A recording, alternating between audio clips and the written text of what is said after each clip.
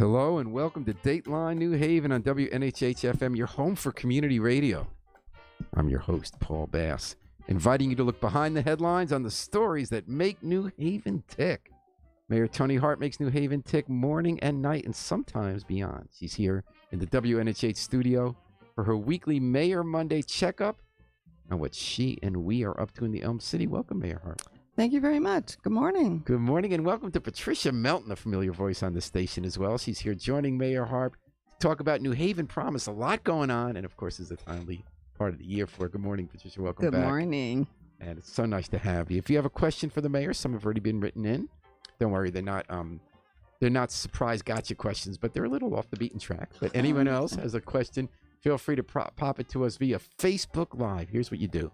You go to the New Haven Independent Facebook page. You'll see the video right there. And you just put your comment up there. And thanks to Gateway Community College and Birch and Moses PC for providing some financial support for today's program. So good morning, everybody. Good morning. I think we have to talk about the burning issue of our day before we move any further. You know me well enough that it's probably not going to be like nuclear war or taxes or anything that monumental, right? U.S. Senator Chris Murphy has weighed in on this controversy. You do not have to weigh in, but I would be curious if you want to. On Facebook, people have gone crazy about Pepe's Pizza, but not the way they usually go crazy about Pepe's Pizza. Usually it's, best pizza in the world, going to line up for 9 hours. Now they're upset because one of the owners, Gary Bamonte, he's one of the people who inherited the business, expanded it. He's a Trump fan, and he put stuff on Facebook, none of the, obnoxious Trump stuff, but he had one sign that said, another deplorable for Trump. And they need another one that thanked him for boosting the steel industry, which might be a little outdated at this moment. But anyway, so that was the deal. Big debate on Facebook saying, we got to boycott this Pepe's. I'm never going there again because he's a Trump guy. We don't want to support that. Chris Murphy wrote, ready, this is what he tweeted. His is in the old days, you wrote speeches that you spent hours on and cultivated, and where these dramatic statements, Lincoln Douglas or FDR address or Obama's statement on race relations. Now it's all Twitter, and everybody reads Twitter. So Chris Murphy made his statement. He's pretty good at Twitter. I don't like going to stores that mistreat their employees or take my money and give big donations to right-wing causes, but I don't feel like I'm less of a progressive by going to a business whose owner is a Trump supporter. I feel like that kind of line drawing would be exhausting. What do you think, Mayor Hart? You going to eat at Pepe's? Yeah, well, I don't often eat there now. So. I know. Why would we wait online? With all the great pizza in New Haven, you ever noticed that? You ever go to Delania or Bar? That's what I think. Ernie's. Oh, you love Ernie's. Yeah, I like Ernie's too. Well, there's a new pizza place on Worcester Street, Sinelli. Oh, that's right. And they're very good too. And that's a different style, right? Naples style, right? Oh, Yeah. it's tasty too. It's really I know. good. I kind of feel like if you live in New Haven, you kind of did the Pepe's thing in 40 years ago. Yep. And, although my kids love Pepe's when they come back, but I would never want to wait on the line. It's not a knock on Pepe's. I just love so much other new. But that's a good way to dodge the question. So if you want to, you're totally welcome to, because this is not a question you have to answer. And I think he's just one of the owners. And people are entitled to their political point of view. Now, if he uses the way he markets Pepe's to sort of support something that I don't support, I probably think about that, but it wouldn't affect me one way or the other. And I think that people, if they like Pepe's and they enjoy it, then they should continue to go, no matter what their political bent is. That's what I have to admit, I'm with you, but I respect the other points of view. I feel like there's a slippery slope. If he had put signs up that said some of the really racist things Trump said, I would feel differently. I guess I don't feel I'm there that every time someone happens to support a candidate I don't like, I want to do boycotts. I feel like it would come down and boomerang on us, the half the country feel differently. And half of the people in the state even feel differently, believe it or not. So it's, we've got to allow people to express what they believe, and then we just got to take it into consideration when we vote for them, and also in the way that we sort of manage things. You really think it's half the state? When you look at, it's not half in population, but half in geography. Toni Walker had a really interesting she looked at all of the voting wards for the House. Yeah. and she had the blue, the blue areas and the red areas, and a large percentage of the state is actually red, but it's not the most highly populated. That's interesting. So, like, we're talking northeast corner, and all sort of in between, actually. But our big cities are largely blue. Our big and sort of what I would consider to be the next largest size, inner ring suburbs. 70,000 or more cities tend to be blue, and then everybody else tends to be. So I'm saying, where's that red going now? When you and I started out following this stuff, Toni Harp, that red was not red meat red. What I mean is there was a Connecticut Republican, they were called Whacker-Likers, or in Texas they called them Whack-a-Lackers or something like that, where it was kind of a moderate Republicanism, pro-environmental, pro-civil rights, fiscally conservative. That's largely been pushed out of the way. Do you think that red is mostly Trump country now, or what do you think? Well, I think that, I think there's probably a mixture, but by and large, I do think that people have gotten to be more to the right, way more to the right than they were, say, 20 years ago. And I was just speaking with former Senator Edith Craig, and we were both bemoaning that, things have sort of been pushed to the right. Even Democrats have been pushed a little bit to the right. See, I see it your way. Assembly. Everyone always tries to do this equivalence of right, extreme, quote unquote, Democrats and Republicans, but what they call extreme Democrats. For instance, they want Obamacare. Obamacare was a Republican program. Mitt Romney designed it. It relies on private insurers. So, I don't know. That's my little speech for the day. It's your show. Pat Melton, Peppies. Well, I don't really eat pizza. You have a future in politics if you ever want to give up promise. That was a great dodge. However, I did try that new pizza place. I took my staff there after the grad bag, which we'll discuss a little bit later, where we gave out free dorm supplies to needy Promise families. And I would argue, by the way, that pizza is a dorm supply. Yes, it is. Just for the record. It was very good. We all wanted to carb load in college. It was very good. Now, I came off of my no pizza. Now, is that Naples the different styles? It's not the thin crust, is it? It is thin crust. Oh, it is thin crust. It is thin. So it's personal size. But it's not a hard crust. No. It's a very soft crust. Doughy. And it's not doughy. No, it's not doughy either. It's not very chewy. Flaky. It's flaky very light. and soft. Yeah, and it's more like a real good pie crust than a pizza pie crust. And so you sounds like you've tasted it too. Oh yeah, it's really good. And it's a family run restaurant with even authentic Italian accents. It's wonderful. And you know what? I mean, the thing that I think is very interesting is they get their flour from Naples, and a lot of their ingredients come directly from Italy. And you say, well, why does that matter? Like a lot of people in the United States worry about our flour and whether or not it has GMO and all of that. Mm-hmm. And so you really, oddly enough, you really can sense a difference in the way that the crust tastes. And Bob writes in, Chris Murphy is still eating pizza Peppies. Thanks, Bob. That's how we started it out, talking about crispy. And thanks for joining us a little lately, but it's always great to have you here on Mayor Monday, WNHH-FM, with guest star Patricia Melton from New Haven Promise. Toni, a more serious note. Tony Duff, Captain Tony Duff, had been shot confronting a man who just murdered somebody. And Captain Duff was off duty, but he went and tried to confront the guy, and he got shot. He almost got killed, except for some officers acting quick, using our new training in tourniquets to keep him alive.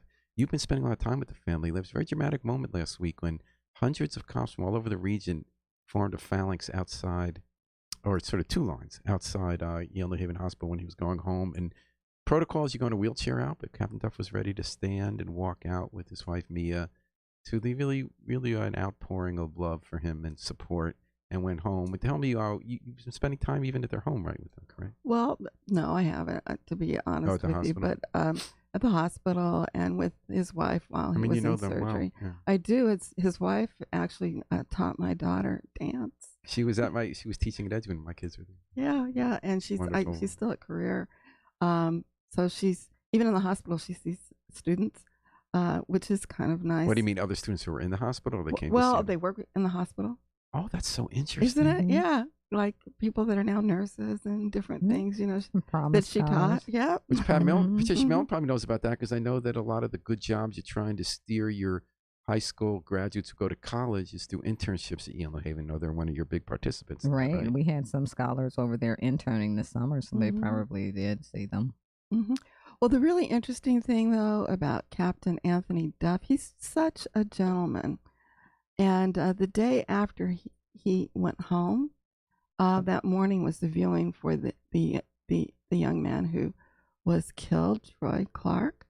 And he and Chief of Police Tony Reyes were out in front greeting the family and those who were mourning before the viewing. So in other words, he went to the viewing at the funeral home? He did. So yes. he's up and around, he can do that kind of thing? Well, he did it. I don't know whether or not his doctor would have approved. Were you there too? Oh, I was there, yeah. We were out front, and the mother had asked him if he would come, and then he asked me if I would come. But such a gentleman, so willing to extend himself, and the chief as well, just to let the family know that no one who's killed on our streets is someone that we want to lose, and that we value everybody.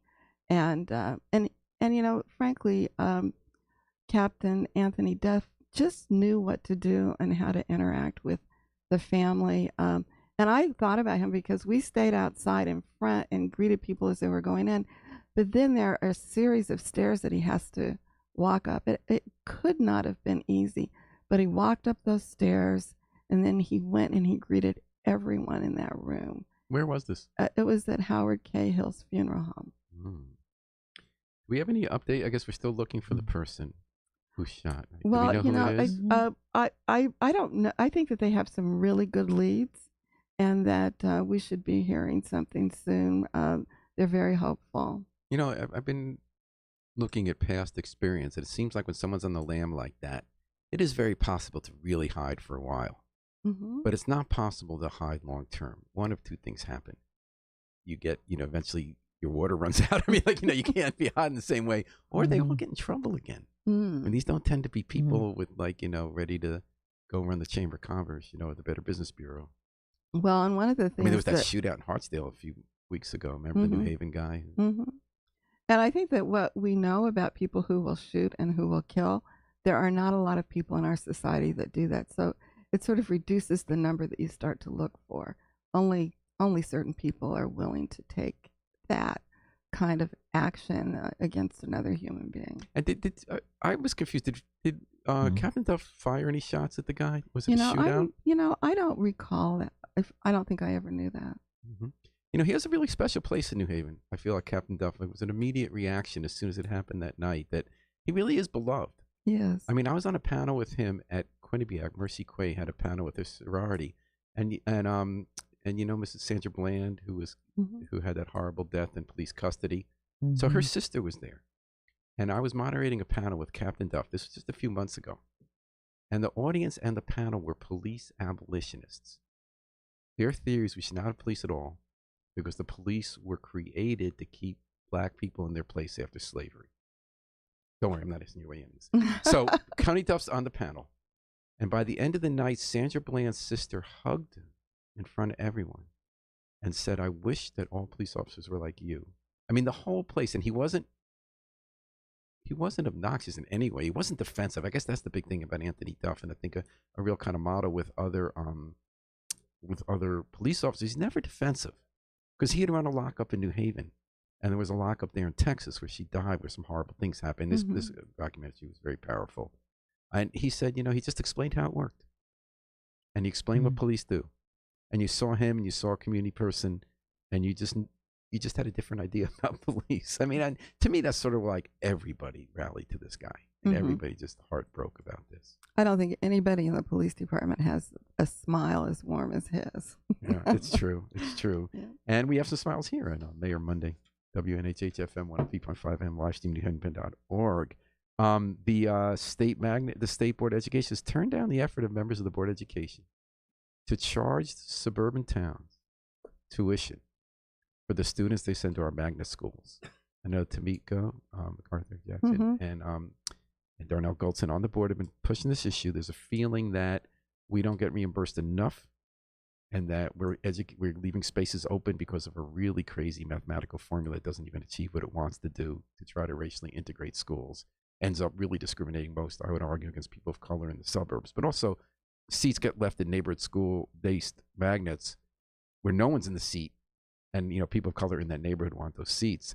So they wanted to charge tuition. The state's saying, we're not going to let you, because they're saying that they did not prove that there's a deficit at these individual schools. They said, we looked at the numbers, and you're actually making money at those schools.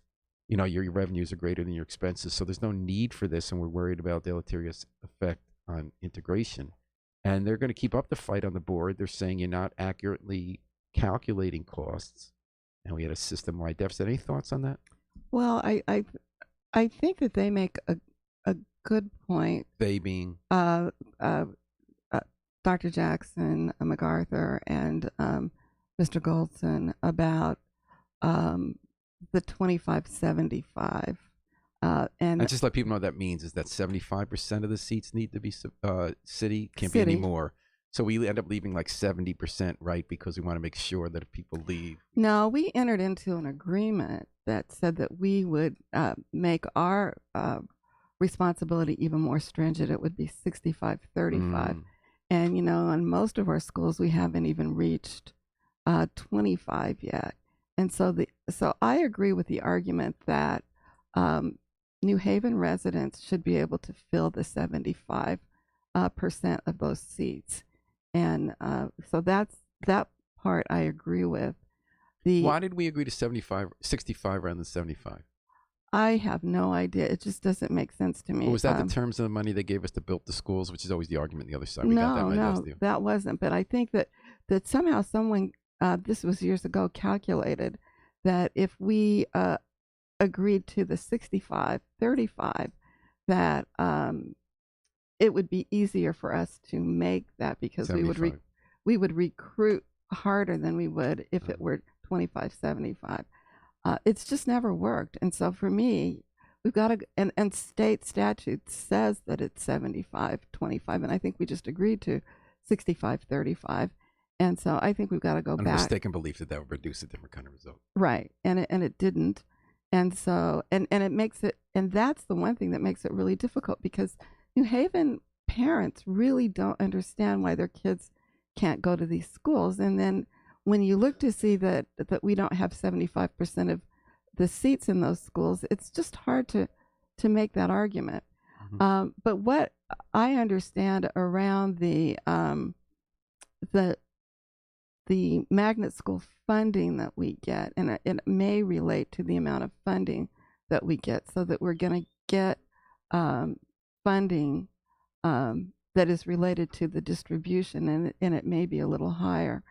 I think that what we need to look at is, and get the State Board of Education to approve, is us getting more magnet seats so that we're at that 75-25 level, and get those paid for. And so I think that would work. But as I really felt all along that with us not meeting the sort of integration standards, that it would be very difficult for us to get anything new approved right away, because their budget is based upon the way that it has been. So we've got to make sure that we work through an agreement for next year for the 75-25 and get those extra New Haven slots. Patricia Melton, do you have any thoughts on that? I mean, you probably more than anyone I know has experience with different kinds of schools as a student in your life. Very interesting life story you've told 5 times on the radio, but also the people you're dealing with every day at every level of education. I mean, I think you probably know the school system, the larger, broader school system should very well know. What do you think about this? About magnet schools? Are they achieving the integration we thought they would? Should we have more seats for local people? Well, I definitely think we should have more seats for local people. I mean, the creation of Promise has created demand in the schools locally, not necessarily in the suburbs, but within the city of New Haven. And Promise covers magnet schools, obviously, because those are New Haven schools. Yes, but only residents who live in the city. So the demand has gone up. So for the 1 or 0 people in New Haven who still don't know what New Haven Promise is, you guarantee paying some or most of the cost of college education, state colleges and universities for New Haven people who keep that decent average and do some community service all through their school careers. Good way of summarizing and they must live in the city and attend the magnet, traditional public, traditional magnet, or charter schools. And I guess, so were you just saying, just so I understand it correctly, that the existence of Promise, which is now 10 years old, it will be 10 next year. We're 9. It was announced in 2009. 2010 started. In your 10th year. Yes. That's the way they always say it. Like people want to make sure they make it to 100. When they're 99, they say we're in 100th year. You know, I knew a guy like that. Yeah, and we were nice to him when he died at the shul. We said he was 100. Because in some cultures they actually give you the number that's coming ahead. But in any case, that's aside. So are you saying that more parents in New Haven do want to go to magnet schools because Promise has them more focused on education? I mean, why did that happen? I think Promise, families have been squeezed by tuition at colleges. And certainly when Promise was instituted in 2010, 1 year after school change, we did see a stabilization of the enrollment. Instead of losing enrollment started to climb. And it climbed in college. In the New Haven public schools. So it's been a steep slope, really. And all that demand has been driven by families that have decided that instead of moving out in the 6th grade. Oh, because your kid can go to college. Grade, I remember they're going to stay in. You remember that when that got announced? And that was one thing people talked about. Parents said, whoa, this is a good thing. I mean, it's not new in the shiny object anymore, but it was the new in the shiny object. I was hearing from all sorts of people like, this is a great thing. So if I live in New Haven, my kid gets college paid for. and families have responded to that. So I think when the magnet program began, it was a couple of things. Certainly desegregation and integration was, a real priority. But also New Haven public schools have been losing enrollment, and a lot of enrollment. Well, that has completely turned around. So whereas other districts, Waterbury, Bridgeport, and whatnot, are still losing enrollment, New Haven has gained enrollment, and it has had increasing enrollment levels, and all of that has been driven by demand in the city. That's what's different. And you're saying that includes magnets, not a specific magnet thing, just with more. So just so I understand, it's not about, okay, you sign up for Promise, therefore you want to go to magnet school. It's you sign up for Promise, you want to be in New Haven and go to a public school. Given that there's a greater pool of people wanting to go to public school, therefore some greater percentage than before also want to go to a magnet school. And then the other thing is you have to understand that the Promise numbers have increased. For the last 3 years, over 350 students have qualified for Promise. Those numbers are huge. And families believe their children can get this scholarship, and they're looking for the best schools. And so they've become more involved. I think families have become more involved. And so there is a demand. And I think that's what's a little different than, let's say, Hartford. And one of the things, Paul, just not to interrupt you. No, it's your show. Go ahead. Don't apologize. Please break in. What I think you've got to think about is there are so many people who send their kids to college and they come back owing, between $150,000, $200,000 in loans. Promise kids can go to college here in state, in our state schools, and come back owing very little or nothing. And so it's really quite a head start for families not to have to worry about hundreds of thousands of dollars of college debt. It's a problem, and that is a statewide problem and a national problem that New Haven students don't have. I would argue that's the single greatest reason Bernie Sanders had such a successful 2016 primary campaign was those young people who were feeling that college. Anyway, you're hearing about that on Mayor Monday and WNHH-FM. Your home for community radio. Mayor Tony Harp and Patricia Melton of New Haven Promise are in the house. So let's talk about that. Last week, you had your annual Big Bash, which you guys really do up right at Southern Connecticut State University for people about to go off to college. They've gone through the schools. They've succeeded. You now say you're up to over 350 kids a year who are going to be New Haven Promise scholars, meaning you're going to pay a big chunk of their college tab. And in fact, our article by Chris Peak was talking about that. They were calculating how, just what Mayor Harper was just talking about, that they get this chance to start off with little or no debt if they go to New Haven Promise. So what was new this year, Patricia Melton, with scholars going off to college? Well, one of the things that we piloted this year, right after the Scholar Celebration, was an initiative called Grad Bag. Oh, grad, not grab. You're talking Yes, D, grad. G-R-A-D. It could be grab too. I know, I like grad bag. That's folks clever. were grabbing a lot of dorm supplies for sure. But and so this is an organization that contacted us that has worked with some nonprofits in New York, and I actually traveled to Barnard to watch this grad bag event, and I said we must do this. Barnard in New York City. Yes, at Columbia University. And while I was there, I actually ran into Senator Blumenthal's wife, who is involved with this grad bag, because the mothers who do this are out of Fairfield County. And after this woman's daughter, her last year, she said, "Look at all these supplies that are just being thrown out, and they're literally like new." And she decided to, gather all these things up and to refurbish and recycle them. And she just called me out of the blue, and I said, absolutely, we want to do this. And so we did a pilot over at MBA. We filled the gym. Metropolitan Business Academy in Waterbury. Metropolitan Business Academy. We filled the gym with comforters, extra long twin sheets, Swiffers, rugs, hangers, mattress pads. You'd be surprised how many kids don't know what mattress pads are, but we have shoppers that help them all throughout. And they gather up all of the mirrors. I mean, what girl is going to go off to college without a mirror? And that extra storage for the clothes, because, you want to wear your nice and best, and, you want to launch. And so we had about 75 families that came in, and I actually got a picture of with the moms, who the parents sit on the side, and then they watch their young adults go shop. So let's explain this to people. So this was right before school started? Yes, it was before move-in day at college. And this was just for Metropolitan seniors going to college? No, these were Promise Scholars. And which ones did you invite out of the 350? We invited all of them. And 75 showed up, saying we're going to be... At 75 showed up. We were a little late. Like, next year, we'll do it 3 weeks before our Scholar Celebration. But we got the supplies very late this year. I'll bet it's never too late. No, it wasn't. Like I said, and the money came from the Malkins? Well, no. These were just supplies. So it was an exchange of just... comforters, sheets. I mean, who paid for all that?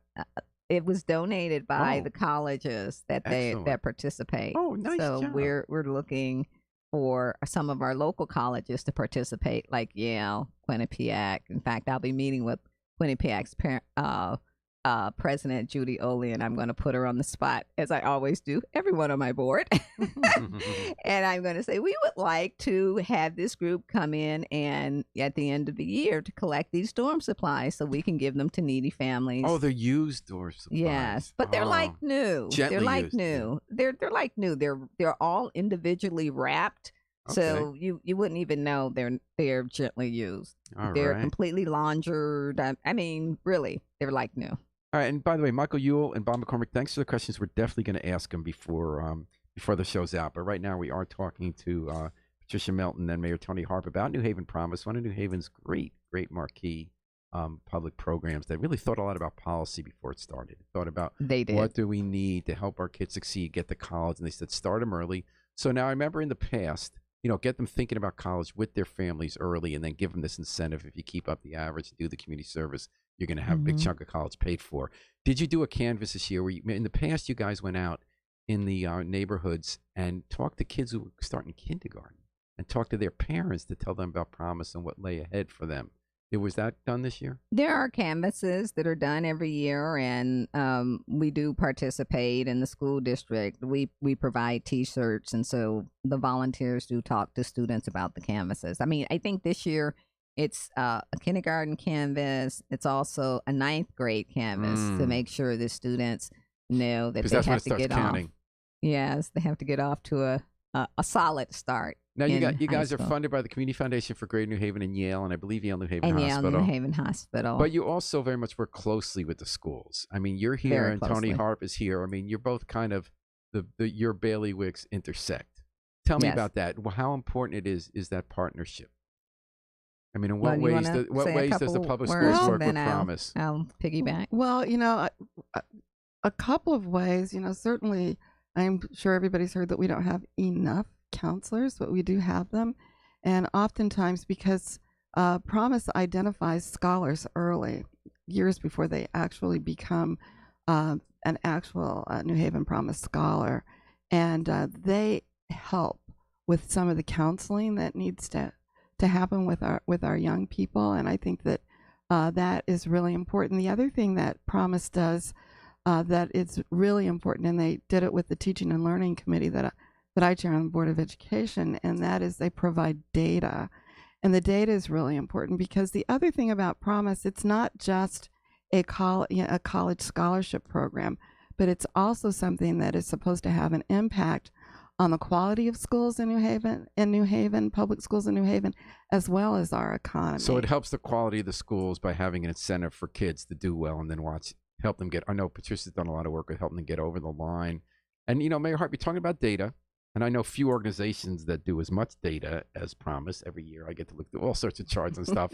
And just the way the data can be used to address a challenge, I would argue, and Patricia, you should correct me if I'm wrong, there's one thing you found early on, is that a lot of people got into college with the help of Promise, but they didn't always last there. Well, I would say that that's a problem nationwide, but one of the things that we did announce was our Strive for 75 initiative right here. Mm-hmm. And we actually looked at our data for college completion.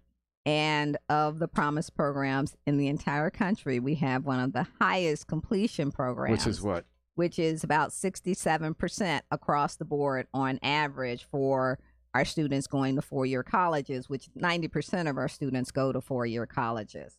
Mm-hmm. And the average in the country, this is of all, rich, poor, whatever demographic, is only 59%. For people in Promise programs? No, for all over the country, everyone who goes to a four-year college. So we're doing, but I mean, you and I talked about how you got there.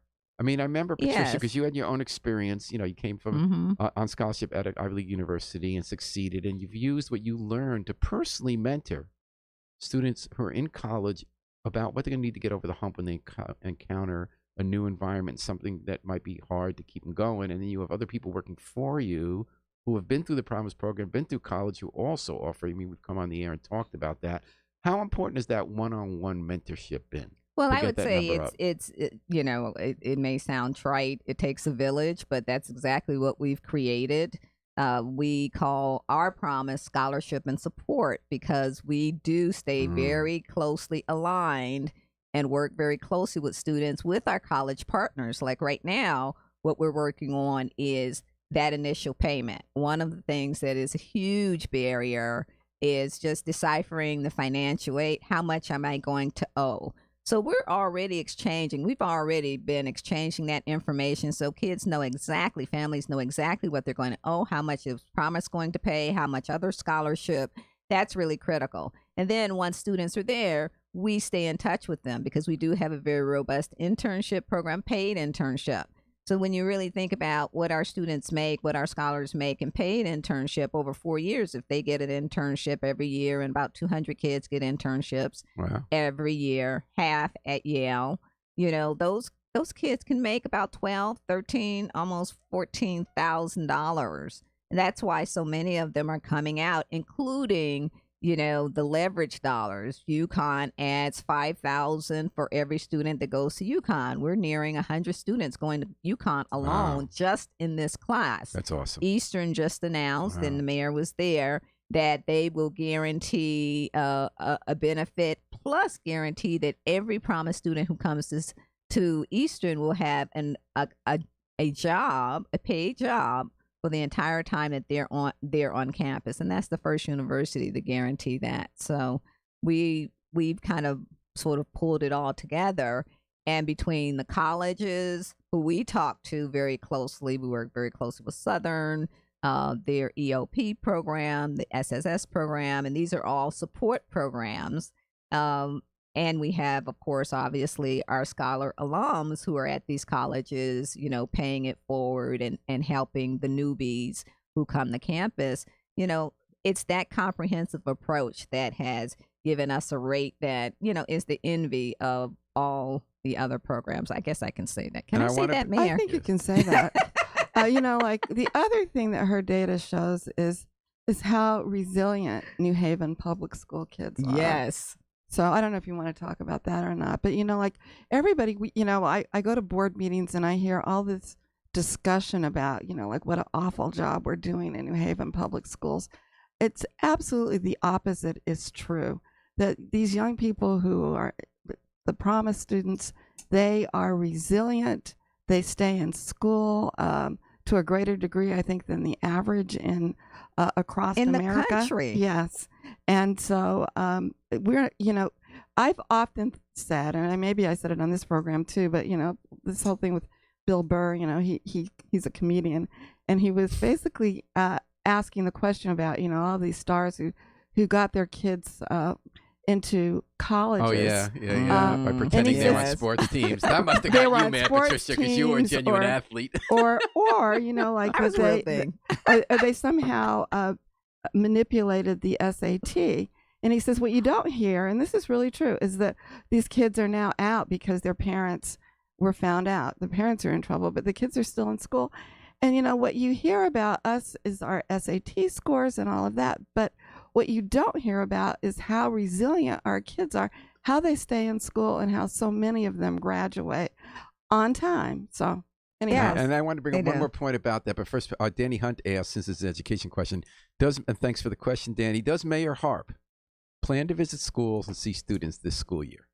I do it every school year. So, like, would you like to come with me? So, like, first day, are you going to be there, like, saying hi to the kids? I'm going to be riding the bus with the superintendent. Yeah, I'm going to be on the bus. And, yes, so I do it. I go. I read to the kids. I do all of that. I'm surprised you don't know. Well, now he does. Now we're talking about New Haven Promise on Mayor Monday with Mayor Tony Harp and New Haven Promise Chief Patricia Melton. Now, resilience. Could it be argued now, Patricia, you're what, your 8th year? 7. Okay. But that's a lot of consistency because there was a lot of turnover at first. I got to believe there are a lot of people who aren't here that were here when I came in. I mean, like what happened to them? And Danny Hunt said, absolutely, I would love to come. I don't think he was suggesting you didn't. I think it might have been a softball question. But in any case, Danny Hunt says, absolutely, I would love to come. Well, good. Well, I'd love for him to come too because, when I go there, and especially to read to the kindergartens, there are a couple of schools that have a couple of them, and I'd really like his help. Okay. Shamel, I do believe that it's unusual to have a 7-year tenure at an organization like yours. And I think it makes a huge difference because I'm just thinking every year you come in, there's something new you're doing that's building what you did before. It was that resiliency in school. It was about getting extra funding. Now you get extra schools are doing more. UConn's pitching in the money. Southern's doing more. Every year you're kind of figuring out something by watching the landscape. Do we have you for a while? Well, I have a contract, so that's always a good thing. I mean, our work is not done by any means. I mean, one of the things that I can really say how fortunate I am to have such a great board that has, knows its role as policy and says, Patricia, what do we need? And, they're fully behind us. And so as the program has grown, I mean, we're going to be dispersing $4 million this year. $4 million. We will for be 350 students. No, that's more like you're 1,000 class. students. Right. That's just I forgot they're 4th grade. See, I didn't get in on the math SATs. I'm so glad I don't take math SATs. That's like one thing I'm glad to be on. I was good at math, but I will say that, so our program has grown. Our staff has not necessarily grown. And to do this work, we do need more staff and we're going to need more funding. And so, a lot of folks think, Yale will pay for everything, this, that, and the other. But it really is time for the community to step up in the business community and funders beyond those anchor funders. Those anchor funders are committed. But you added an anchor funder in the hospital. Yes, we did. The hospital has been there from the beginning. But really. I think a lot of people just have confidence partly because of your tenure. I mean, I don't know, Mayor Harp, do you know what I'm getting at? That we see how hard it is to keep people who are talented to come in and build up an institution that we really benefit when people are committed to a job in public service and then stick to it and learn more over the years. Well, I think that one of the things that Patricia brings to the job is her commitment and the fact that she keeps pushing that ball down the field and doing more and more and more each year. And so I think that the board sees that. And we see that when we look at, again, as we look at the data, and we're now meeting the young people who've graduated and who are doing well and buying homes, starting families. Absolutely. I think it really makes us excited, and we believe in this whole, and I thought you were going to say it, Patricia, to, through, and back. And that really is something that Patricia started, that yes, we've got to get kids to go to college, but then we've got to get them through college, and then they've got to come back here to help build our city. And they're doing that. They're doing it. They're doing that, which is why we're really focused on engaging business. We're going to be launching a new program with Health Haven Hub, and I know you know Health Haven Hub, which is an incubator of special medical devices and apps. I've been up there like 195 Church. It's the kind of thing, if you're like me who doesn't understand that stuff, you stand there and you say, what's happening? What's happening? What is the hub? Well, mostly it's a lot of brain power. But yeah, I know. We have. No, they've given me the tour. Yeah, I know it's real. Scholars, but I kind of feel like it's males, the Matrix or something. Yeah. Our males are very, very interested. Our minority males, all our males, they want to go into business. And so, we have just landed a grant from Elm City Innovation Collaborative to do a program called Lefty, which is leadership and entrepreneurship for New Haven. No, there's a T in there. Yes, there's a T in there. Talented youth. All right. Yes, but because that is something that our scholars are very interested in, and yes, some of them come from immigrant backgrounds and folks who have smaller businesses, but there's a huge bustling biosciences innovation economy here, and these are kids who are talented, they're educated, they've done everything that we've asked them to do.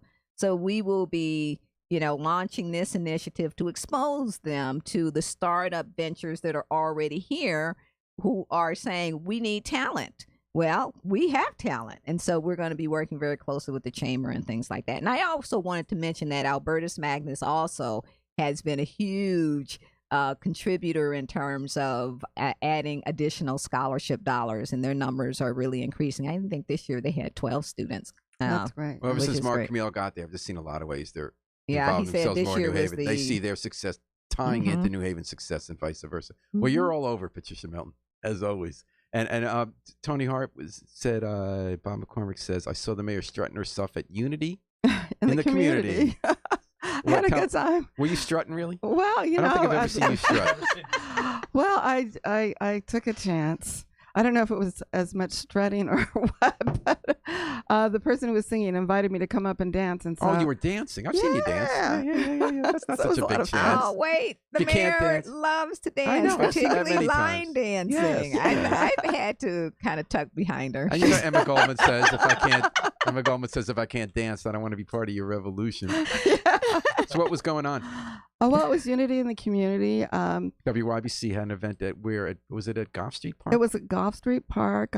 They were part of it. The Cowboys group, a number of the biker groups, Visels came out. And it's something that United Barbers puts on. Dexter is the person who's in charge of that. He also does and was instrumental in getting our Freddie Fixer parade started again. And Dexter in the city. Also, wasn't he giving the free haircuts on the green with Jesse Harder last week? Absolutely, that was a great thing. That's great. So many great things in New Haven that you don't always hear about. That was awesome last week. And so they've done it for Kay was there. Holmes. Yeah. For 6 years, they've done Unity in the community, and they recognized a number of people who got awards. I'm blanking on. You don't have to give it. It's okay. Okay, all right. What kind of dance was it? Was it a line dance or was it? Well, it wasn't. It was like one of those. It was a Smokey Robinson song. Oh, I love like a Soul Train. Yeah. So it was a lot of fun. He brought a lot of people in the audience up, and we got to put one foot after the other. And you were having fun. It was a lot of fun. Okay, this is not going to be fun, but it's not going to be bad. It's going to be a little wonky. I promised Michael Ewell, he sent in advance of the show, he wanted us to ask a question about energy and electricity market. And he has a very big stake in it because he's a big fan of something that I don't completely understand, but sounds pretty good, called community choice aggregation.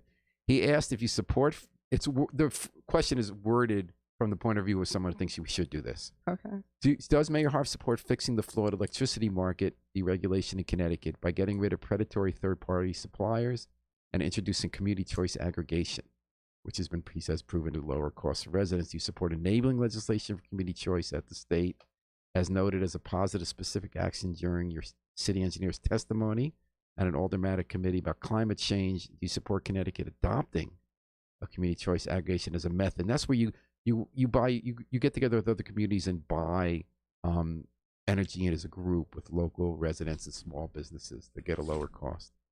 I remember when I was in the General Assembly and we passed the DREG bill, I had concerns that it might not work. And unfortunately, because they tried to convince all of us that it was going to reduce our electricity costs, and unfortunately, it really hasn't done that. And so, yes, I mean, I think of places like, is it Wallingford? Well, Wallingford owns their own, and Right. Wallingford's weird because they've had like a Republican mayor since the dawn of time, the same guy, I know. Bill Dixon. Anyway, they a long time ago created the only, and this is like Ralph Nader stuff, the only municipally owned utility. Right. And they have lower electricity costs than everybody else because they don't have a greedy, now Spanish-owned company. And come on, they're just predatory. And they make rules like if you put solar on your house like we did, you have to send it back to them, and they try to charge you.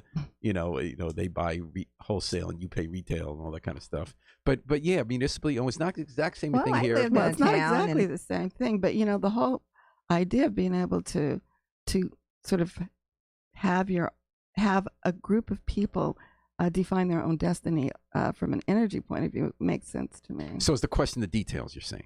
It's the details, and honestly, to also support clean energy. I didn't realize I'm going to have to take a look at it from my house, but I was with someone who was saying that their energy cost with solar panels went down.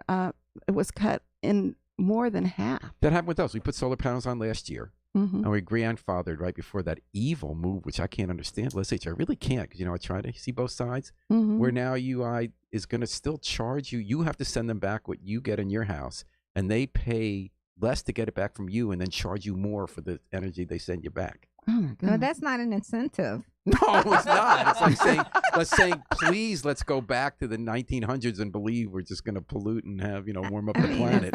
I never understood why that was. But anyway, yes, we put on the solar panels, and we actually added air conditioning, and our bills are a lot lower than they've ever been. I know, it's really it's amazing. I was really surprised, and I'm sorry I didn't get on it in time. But you still can do it. It's just, you're still going to save money. You're just not going to save as much money. Well, I'm going to be jealous of you, Paul. That's okay. It's okay. I call you could turn your AC a little higher up, and then we'll be even. Okay. So, Michael, thank you for so are you saying basically you looked at this specific program, you were concerned the details make sense in the specific program, you support the larger goal of grabbing our own destiny for higher electricity costs and promoting alternative energy sources. And in fact, you've signed on with mayors across the country for a pretty ambitious goal for eliminating fossil fuel use in city government. No, I think it's really important, and New Haven has done a good job. It started way before I became mayor, but we have solar panels on so many of our schools. We have fuel cell that is right under, and we share it with the buildings next door, right?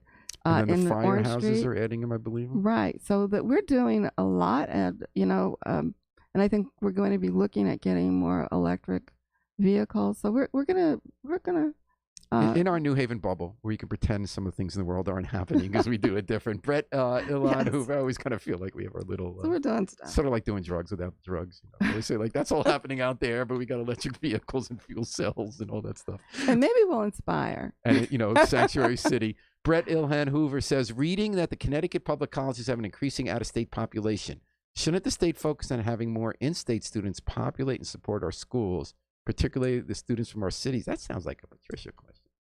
Well, I was reading in the paper that a number of our colleges, just because of the demographic, there are fewer students, and so our colleges have these reciprocity agreements that keeps it says, hey, Maine, if you send your kids here, they will be charged in-state tuition, not the higher out-of-state tuition. And so, yes, I think when I look at Promise, we have been able, there's no doubt about it, we keep students in state. Those numbers are really large. And I think if we look at Bridgeport and Waterbury and Norwalk and those communities, I think those colleges in the state should really be thinking about ways to increase the numbers the way we've seen here in New Haven, that those same numbers can be increased in terms of educating more city kids where there is a significant population. Okay, and the last word always goes to Mayor Harper. It could be as short as amen. What you got to say before we sign off? Well, no, I think that the other thing that the state has just got to invest more in its state colleges. Yes. And if they did that, then the colleges wouldn't have to make up the difference by encouraging out-of-state enrollment. All right. Thank you. So are you going to talk to our governor about that? Well, I think we should. I mean, we really have got to invest in the future. And by the way, Marco Yuo posted more information on the Facebook comments about his idea. And I believe if you haven't already, Michael, please put a link so we can all learn more about it. I certainly have a lot to learn about the subject. We know what our big picture goals are. We have to figure out how to get there. But we got there with Mayor Monday again. Oh, I did want to say on August 30th, on Friday, we are going to have an Amazon recruitment. So if people are interested in working at Amazon, come to City Hall. What I think time? It's from 9 to 5. All right. Come Jobs. Jobs. Come to City Hall. All right. And good job today. But Jamil, I love when you come on. Thank you. I think you are one of the superstars with the mayor. I think you're one of our superstars in New Haven. Patricia Melton of New Haven Promise doing a great job. And New Haven Mayor Tony Harp does a great job every week here on WNHH. Thanks for listening. Thanks for the questions. We didn't get to everything. And I do have to, and Bob, yes, she's doing a meet and greet the first day of school. That was we said earlier. We do appreciate the comments. We don't do the trolling, so I don't apologize for that. But otherwise, we do love all your questions. And we're going to also thank Harry Dross, the miracle man behind the controls, who gets on so many social media platforms. I think they're adding a fifth dimension. And we're going to thank Gateway Community College and Bertram Moses PC for providing financial support. We're going to take it out with the Afro-Semitic Experience, performing I Wish I Knew How It Would Feel to Be Free from the group's CD, A Plea for Peace. This is Paul Bass inviting you to fly free with us all day and all night long here at WNHH, New Haven's home for community radio.